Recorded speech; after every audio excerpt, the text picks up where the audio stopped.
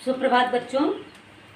तो आज हम संस्कृत के पहले पाठ का जो है रिवीजन करने जा रहे हैं।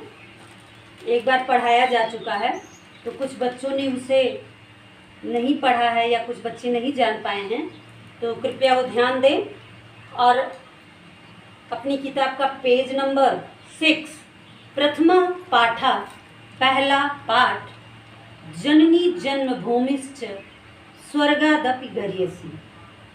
माँ और जन्मभूमि स्वर्ग से श्रेष्ठ। इस पाठ का पहले ही उद्देश्य दिया हुआ है कि माँ और जन्मभूमि स्वर्ग से श्रेष्ठ है।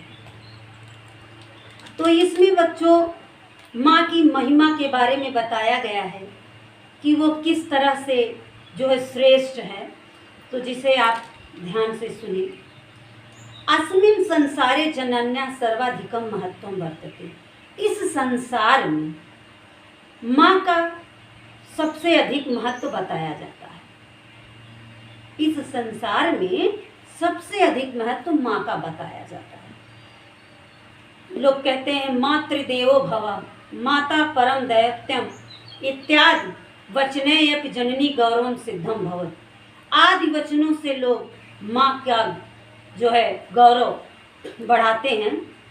माँ की गौरव गाथा का पता चलता है आदि शब्दों से, जैसे मातृ देवो भव, माँ देवता तुल्य है। माता परम दैवतम, माँ ही सबसे बड़ी देवता है। इत्यादि आदि वचनों से जननी की जो है श्रेष्ठता का पता चलता है, माँ की श्रेष्ठता का पता चलता है। जननी यो स्वासंतति पालयत पोषयत रक्षयत। माँ अपने संतान का पालन पोषण और रक्षा करती है। माँ अपने बच्चे को पालती है, पोषती है और उसकी रक्षा करती है। अतः शास्त्रेषु जनन्या स्वर्गादपि श्रेष्ठम उक्तम। इसीलिए शास्त्रों में माँ को स्वर्ग से भी श्रेष्ठ बताया गया है। इसीलिए शास्त्रों में माता को स्वर्ग से श्रेष्ठ बताया गया है, उत्तम कहा गया है। शास्त्रों में भी माँ को जो है स्वर्ग से श्रेष्ठ कहा गया है कि माँ महान है, बहुत बड़ी है, श्रेष्ठ है। यथा जननी सर्वेषां पूज्या मान्या च भवति तथैव जन्मभूमिरपि मातृवत् सर्वेषां पूज्या मान्या च वर्तते। जैसे माँ को सभी लोग पूजते हैं और मानते हैं, उसी तरह से जन्मभूमि भी माँ के समान हमेशा पूजनीय और माननीय। जिस तरह से माँ कि हमेशा सभी लोग माँ की पूजा करते हैं, माँ को मानते हैं, उसी तरह से जन्मभूमि को भी माँ के रूप में लोग उनकी पूजा करते हैं और उनको मान्यता देते हैं। यथा जननी दुग्धादिदानीं स्वसंतति पालयत तथा जन्मभूमि सस्यादि भी जनान पालयत पोषयत च। जिस तरह से जैसे माँ अपने बच्चे को दूध दे करके पालती और पोसती है, जैसे माँ अपने बच्चे को दूध दे करके पालती और पोसती है, ठीक उसी तरह से जन्मभूमि भी अनाज अन्न आदि दे करके लोगों का पालन पोषण करती है। उसी तरह से जन्मभूमि भी अन्न आदि दे करके लोगों का पालन पोषण करती है। मानवा स्वजन्म भूमो यत सुखम लाभते स्वर्गे अपि तत् सुखम दुर्लभम। मनुष्य अपनी जन्मभूमि में रह करके जो सुख भोग रहा है, वह सुख उसके लिए स्वर्ग में भी दुर्लभ है। मनुष्य अपनी जन्मभूमि में रहकर जिस सुख को भोग रहा है, जिस सुख का अनुभव कर रहा है, वह सुख उसके लिए स्वर्ग में भी दुर्लभ है। भगवता रामचंद्रेण रावणस्य बद्धांतरम स्वर्गस्य अपेक्षा जन्मभूमि महत्वम प्रतिपादितम। भगवान रामचंद्र ने रावण के वध के उपरांत स्वर्ग की अपेक्षा जन्मभूमि के महत्व को बताया है। यथाच इस तरह से, जैसे आप स्वर्णमयी लंका नामे लक्ष्मण रोचते जननी जन्मभूमिश्च स्वर्गादपि गरीयसी। यह संवाद उस समय कहा बच्चों, जब लंका में भगवान रामचंद्र ने रावण का वध किया, तो उसके उपरांत लक्ष्मण जी ने लंका का राजा बनने के लिए भगवान से कहा कि मैं यहाँ लंका में रहकर और यहाँ का राजा बनना चाहता हूँ। तो भगवान रामचंद्र जी ने कहा, आप स्वर्णमयी लंका नामे लक्ष्मण रोचते जननी जन्मभूमि स्वर्गादपि गरीयसी। हे लक्ष्मण, इस सोने की लंका से श्रेष्ठ अपनी जन्मभूमि है। इस सोने की लंका से श्रेष्ठ अपनी जन्मभूमि है। जन्मभूमि स्वर्ग से भी श्रेष्ठ है, इसीलिए ये सोने की लंका से महान हमारी जन्मभूमि है। तो इसलिए हम यहाँ न रह करके अपनी जन्मभूमि में रहेंगे। यो जनन्या जन्मभूमि च सेवा कड़म अस्माकं परम कर्तव्यम। इस तरह से माँ और जन्मभूमि की सेवा करना हमारा परम कर्तव्य होता है। इस तरह से माँ और जन्मभूमि की सेवा करना हमारा परम कर्तव्य है। बहो ही जना स्वान पुत्र कलत्रदीन चा विस्मृत्य याव जीवम जन्मभूमि सेवा कृतवंत। बहुत सारे लोग हैं जो सब कुछ भूल करके, जो अपने पुत्र को, अपनी सभी चीज़ों को भूल करके देश की सेवा के लिए अपने पुत्र को देश सेवा में लगा देते हैं और कहते हैं कि तुम देश की रक्षा करो, और वह पुत्र भी अपने माता पिता के समान अपने देश की रक्षा करता है। जैसे राणा प्रताप, शिवाजी, तिलक, महात्मा गांधी प्रभृत्या सर्वस्वम विहाय मातृभूमि सेवा कृतवंता। जैसे महाराणा प्रताप, शिवाजी, तिलक, महात्मा गांधी ने सर्वस्व विहाय, सब कुछ भूल करके मातृभूमि की सेवा की। ऐसे महाराणा प्रताप जो है अपनी देश की रक्षा के लिए, अपनी स्वाधीनता के लिए उन्होंने कभी जो है किसी की दास्ता स्वीकार नहीं की और जंगल जंगल भटक करके अपनी स्वाधीनता को बनाए रहे और अपने देश की स्वतंत्रता के लिए प्रयत्न करते रहे। शिवाजी, तिलक हैं, बाल गंगाधर तिलक।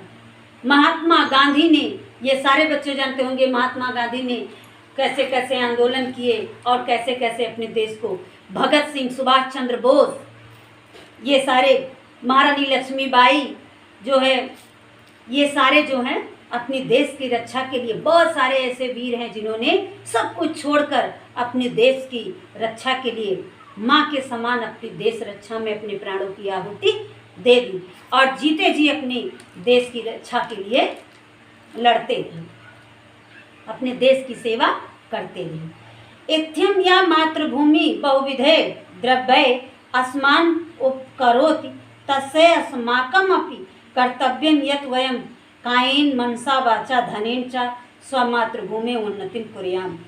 जिस तरह से ये भूमि बहुत प्रकार से, अनेकों प्रकार के द्रव्यों से हमारा उपकार करती है, हमें अनाज देती है, हमें जल देती है, हमें रहने के लिए स्थान देती है, जिस तरह से ये हमें सारी चीज़ें दे करके हमारे ऊपर उपकार करती है, उसी तरह से हमें भी इसकी सेवा मन, क्रम और वचन से करनी चाहिए। मन से, वचन से और धन से हमें भी अपनी मातृभूमि की सहायता, उसके उन्नति के, उसके विकास के लिए उसकी सहायता करनी चाहिए। तन मन धन का प्रयोग करना चाहिए, तन मन धन का प्रयोग करना चाहिए। अस्मै देशाय अस्माकं देशवासिनम हृदय प्रेमा हो। हमारे देश में आपस में देशवासियों को, देशवासी लोग हृदय से प्रेम करते हैं। हम सभी देशवासी अपने देश को हृदय से प्रेम करते हैं, हृदय से मानते हैं। यदि कदाचित कश्चित् शत्रुदेशः अस्माकं देशोपरि आक्रमणं कुर्यात् तदा अस्माकं कर्तव्यं यद् वयं प्राणपणेनापि स्वदेशस्य स्वतंत्रताश्च रक्षां कुर्याम। यदि कभी कोई शत्रु देश हमारे देश के ऊपर आक्रमण करता है तब हमारा कर्तव्य बनता है कि हम अपने प्राणों को भी दे करके अपने देश के स्वतंत्रता की रक्षा करें। इयमेव देशभक्ति, यही है हमारी देशभक्ति। यया प्रेरिता, यही हमें प्रेरित करती है, ऐसा हमें प्रेरित करती है। हमारी देशभक्ति ऐसा हमें प्रेरित करती है, ऐसे हमें प्रेरणा देती है। वयं स्वदेशं प्रति स्वकर्तव्यं पूरयन्तः मातृभूमि ऋणात् मुक्ता भवितुं शक्नुमः। यदि ऐसा करें हम तो हो सकता है कि अपनी मातृभूमि के ऋण से मुक्त हो जाएं। यदि कभी कोई शत्रु देश हमारे देश के ऊपर आक्रमण करता है तो हमारा यह कर्तव्य बनता है कि हम अपने प्राणों को भी दे करके अपनी देश की स्वतंत्रता, अपने देश की अखंडता, अपने देश की एकता को बनाए रखें। और ऐसी देशभक्ति जो है, यही देशभक्ति है जो हमेशा यह प्रेरित करती रहती है कि हम अपने देश के कर्तव्य को,